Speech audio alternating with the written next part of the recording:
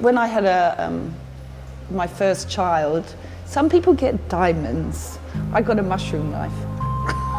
I thought this is really romantic. I think I got into cooking because I was greedy. My mother cooked healthy food, and if I wanted to have sugary biscuits, I was going to have to make them. I got my knife skills from when I got into restaurants. When I left school, I got a job in the Mexican cantina, but we had to slice hundreds and hundreds of onions every day. I just think doing something like that all the time, continuously, really helped.